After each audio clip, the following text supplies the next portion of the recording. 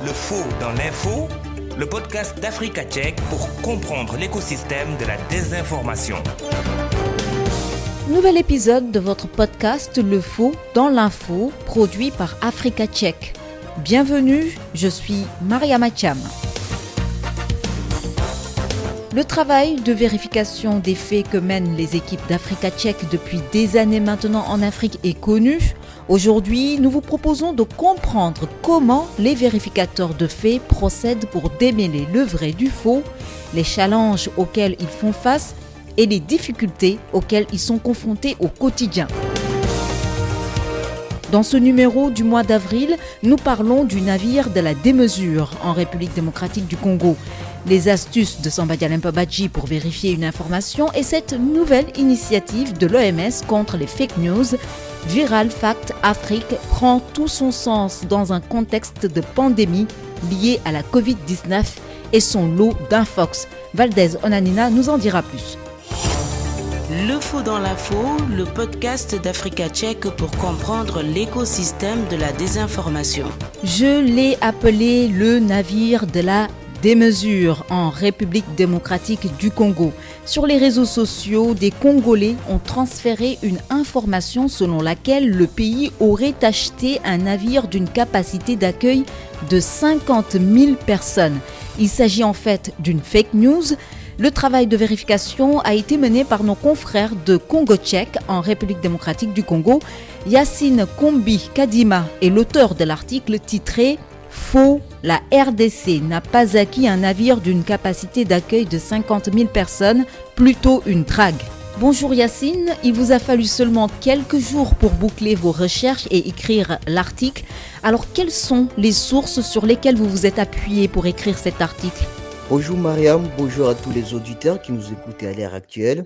Je ferai court avant tout à un outil en ligne qui est gratuit, que tout le monde peut utiliser, qui s'appelle Google Image Search. Ça permet à quelqu'un de faire une recherche et inversée d'image quand on est face à des photos dont on ignore l'origine. Google Image Search nous a permis de voir les tubes de bâtons dont l'internaute faisait allusion. Après des recherches, je me suis rendu compte que la photo publiée sur Facebook, ça n'a rien à voir avec une drague, parce qu'une drague, c'est différent. C'est plus avec des bras, et comme on l'avait dit dans l'article, ça sert à désabler des fonds marins. Pendant nos recherches, on a vu une agence Costa qui a des bateaux similaires. On a vu tous les bateaux de cette agence Costa qui étaient comme ça. Nous ne nous sommes pas arrêtés à la recherche d'images.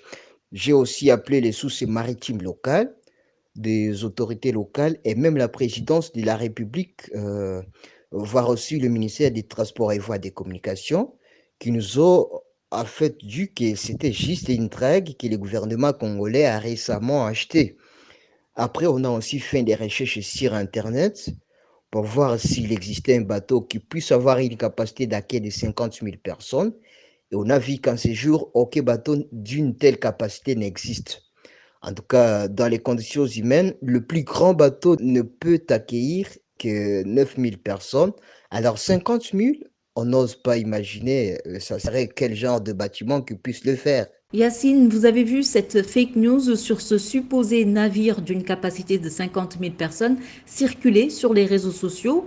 Qu'est-ce qui vous a interpellé au point que vous vous êtes dit qu'il fallait absolument vérifier cette information ? J'ai fait cette recherche par rapport à cet article parce que, d'abord, c'est devenu très viral en République démocratique du Congo. La RDC est dans un contexte où on est en train de former une nouvelle majorité présidentielle, c'est-à-dire l'actuel président Félix Tshisekedi a rompu avec son prédécesseur Joseph Kabila. Ils avaient un accord et ils l'ont rompu, ce qui a fait que tout le pion de Kabila, la présidence de l'Assemblée nationale, le président du Sénat et le Premier ministre ont été déchus tous. Et Tshisekedi est en train de former un nouveau gouvernement avec notre Premier ministre Sama Lukonde. Alors, dans ce contexte-là, la manipulation de l'opinion publique est quelque chose qui arrive souvent. Donc, 50 000 personnes qui peuvent être transportées et on sait tous les difficultés qu'on a comme transport sur le fleuve Congo et beaucoup de gens meurent. Généralement, ce sont des bateaux de fortune qui transportent des gens. Depuis Kinshasa jusqu'à Kisangani, cela demande plus de 3 semaines pour aller. Pour retourner, c'est presque un mois. Donc, c'est des longs parcours. Des gens se noient très souvent, généralement. Alors, tout ça, ça aurait contribué à donner malheureusement une certaine légitimité à un camp où une autre équipe pourrait bénéficier de cette désinformation-là. Donc, c'est quelque chose qui aurait pu influencer la population. Pourquoi pas même la formation du nouveau gouvernement? Parce qu'avoir doté là des bâtons de cette capacité-là, ça serait un point pour, par exemple, le ministre sortant des Transports et Voies de communication dans ses fonctions. Bref, c'était le moment de rétablir cette vérité pour éviter que l'opinion soit manipulée sur des actions qui n'existaient pas et aussi, vu les contextes actuels, c'est un moment propice à la manipulation. En réalité, ce bateau n'était autre qu'une drague, qui est un navire utilisé pour lutter contre l'ensablement et l'envasement des fleuves, des mers et autres cours d'eau. Alors, quelles ont été les conséquences de cette fake news en République démocratique du Congo? Comme conséquence, nombre d'internautes ont pris cette information et ils n'ont pas tardé à mettre cela à l'actif de l'actuel président Félix Antoine Tshisekedi. Yacine, quelles sont les réactions que vous avez reçues juste après la publication de votre article qui, je le rappelle, a vérifié, démontré et conclu qu'il s'agit d'une infox? Après la publication de cet article, nous avons aussi partagé le lien dans plusieurs forums où les Fox circulaient. Certains amis nous ont félicités d'avoir détruit cette Fox. D'autres se sont étonnés du fait que des gens mal intentionnés ont essayé de détourner les contextes de la drague inaugurée à Boma devant la population. Le travail de vérification des faits en République démocratique du Congo, c'est tout nouveau, hein? Alors, est-ce que vous pouvez nous dire comment est-ce que votre travail de manière générale est accueilli par déjà les confrères journalistes, mais également par la société civile dans sa globalité en République démocratique du Congo? Congo Tchèque est venu avec une approche super innovante. Notre objectif, c'est de faire que dans toutes les rédactions en République démocratique du Congo, il y ait des desks pour faire la vérification de faits. Pour cela, Congo Tchèque a lancé une académie. Cette académie fait des formations gratuites pour des journalistes et sur la vérification de faits. Et donc, déjà de la part de nos confrères, c'est une approche innovante que nous partageons avec eux d'une manière gratuite, ce qui fait quand même on est bien accueillis. D'autre part, c'est une fierté pour eux parce que la plupart des journalistes sont des aînés dans les métiers et qui sont contents que la nouvelle génération ait pu penser à ces fléaux, qui est la désinformation et qu'on soit le média, en fait, le seul média à le faire en République démocratique du Congo, même si on est en train de former des équipes qui puissent le faire. Alors, pour la communauté, société civile, c'est qu'on devient de plus en plus une référence. Sur Facebook, à chaque fois, on est tagué par des gens. Les gens nous appellent par message et même dans les groupes WhatsApp, partout où on est membre. Dès qu'il y a une information douteuse, peu importe l'origine, on est tagué. On a été tagué plusieurs fois par la présidence de la République, elle-même qui voulait qu'on vérifie certaines informations. Et donc, ça, c'est un crédit que la République démocratique du Congo nous donne à nous-mêmes. Et autre chose plus importante, on a eu 5 journalistes qui ont été primés par le professeur Mouyembe, qui est l'inventeur du premier remède qui soigne Ebola.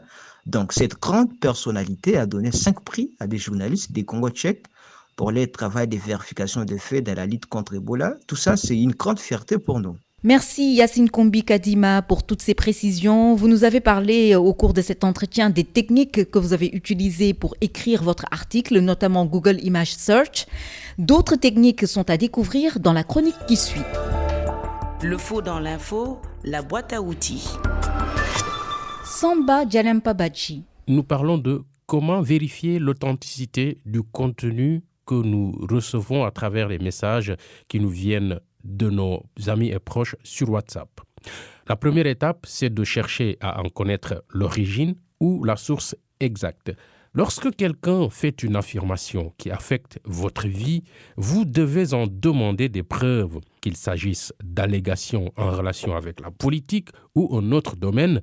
Il doit nous montrer des preuves et à notre tour, nous devons vérifier si les preuves sont fiables. Les preuves peuvent être présentées de différentes manières, en chiffres, avec l'aide d'experts ou en photos et vidéos. Lorsque vous examinez des données chiffrées, vous devez vous demander quand et comment elles ont été recueillies. Si une affirmation est faite au sujet d'un sondage d'opinion, nous devons savoir combien de personnes ont été interrogées. Le fait d'interroger quelques personnes et affirmer que c'est l'opinion de la majorité pourrait être trompeur. L'étude a-t-elle donné la parole à des personnes de race, de régions et de milieux économiques différents? Toutes ces questions vous aideront à mieux comprendre l'épreuve. Un expert est une personne qui a une combinaison d'éducation et d'expérience sur un sujet. Lorsque vous voyez une affirmation provenant de quelqu'un qui est présenté comme un expert, vous devez demander qui il est exactement, où il travaille et si c'est vraiment son domaine de compétence. Vous devriez réfléchir à 2 fois à une affirmation présentée comme venant d'un médecin, d'un scientifique ou d'un économiste qui n'est pas nommé. Poser des questions simples, c'est la première étape pour vous armer dans la lutte contre la désinformation. Le faux dans l'info, décryptage. Moustapha Diop est notre invité. Il est ingénieur hydraulicien. Il est également chef de projet eau et assainissement à l'entreprise SGI. Bonjour, Monsieur Diop. Oui, bonjour Mariama, c'est un plaisir d'être reçu pour parler un peu du dragage des cours d'eau, qui est une opération assez particulière et qui participe un peu à la préservation des ressources en eau. Monsieur Diop, pouvez-vous nous expliquer en quoi consiste le dragage des cours d'eau? Le dragage d'un cours d'eau consiste à extraire du fond du plan d'eau ce qu'on appelle le lit. Le lit, c'est l'espace occupé de manière permanente par le cours d'eau, à extraire du lit les matériaux ou sédiments grossiers qui sont déposés au fond. Quel genre de navires sont habilités à draguer les cours d'eau? Pour draguer les cours d'eau, on fait appel à ce qu'on appelle des dragues. Les dragues sont des navires de service. Ils sont utilisés, c'est comme une grande cuillère surmontée d'un ponton et qui sont stabilisés parfois par des béquilles, si besoin, au fond du cours d'eau. Et c'est comme une grande pelle ou bien une grande cuillère qui nettoie le fond du cours d'eau par un système de raclage. Il faut savoir que aussi, même ces dragues sont utilisées dans les plus grands ports du monde. C'est un peu pour lutter contre l'ensemblement des ports, parce qu'il faut savoir que pour que les navires puissent accéder au niveau des ports, il faut maintenir une certaine profondeur. Et ces dragues jouent ce rôle-là, c'est-à-dire qu'ils raclent le fond des ports ou bien des cours d'eau pour enlever un peu le sable ou bien les matériaux déposés tout en profondeur.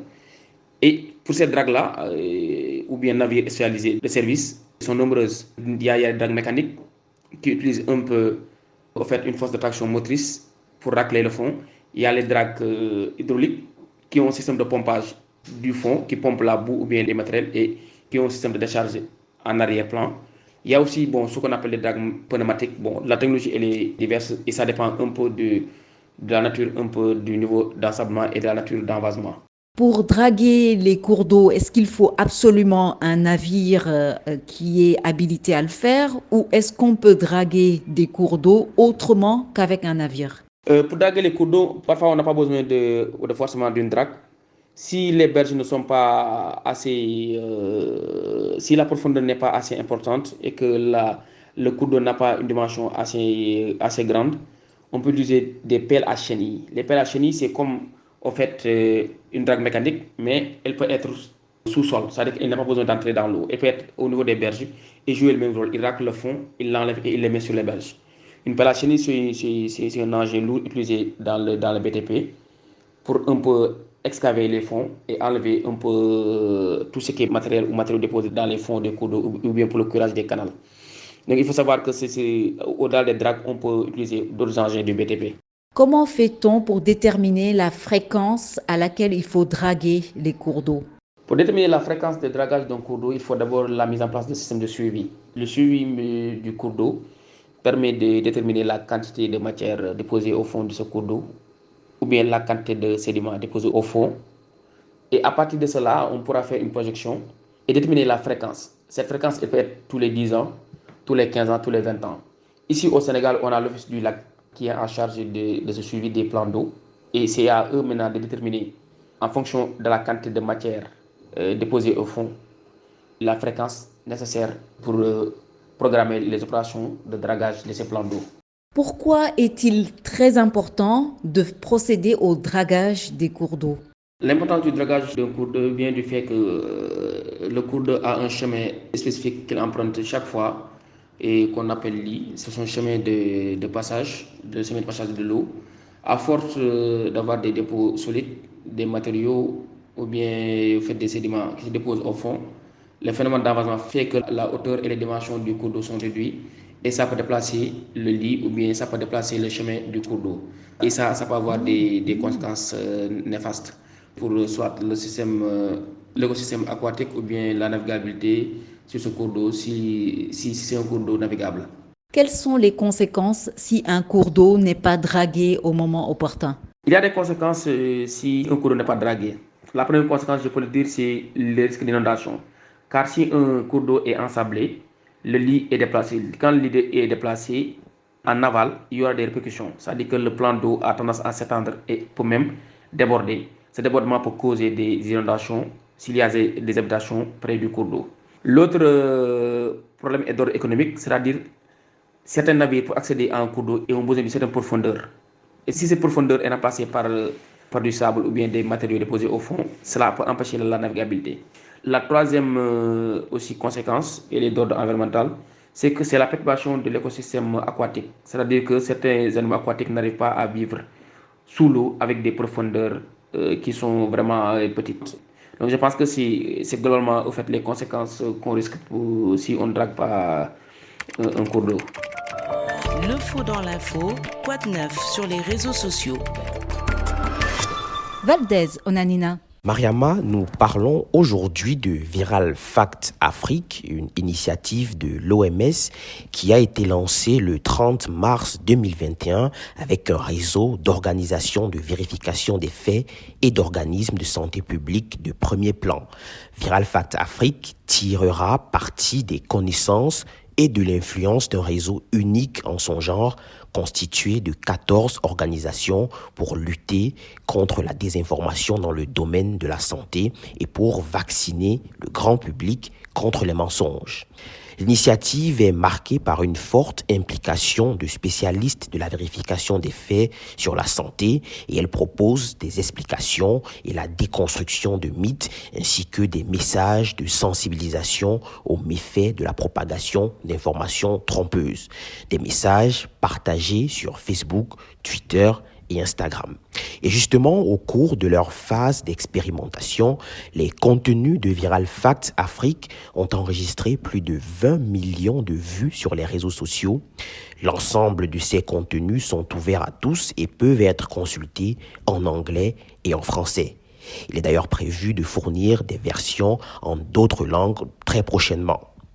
Viral Fact Afrique fait partie de l'Alliance pour la riposte à l'infodémie en Afrique, un réseau hébergé par l'OMS qui coordonne les actions et met en commun les ressources pour combattre les fausses informations et combler les lacunes en matière d'information sur la pandémie de la COVID-19 comme sur les autres situations d'urgence sanitaire sur le continent.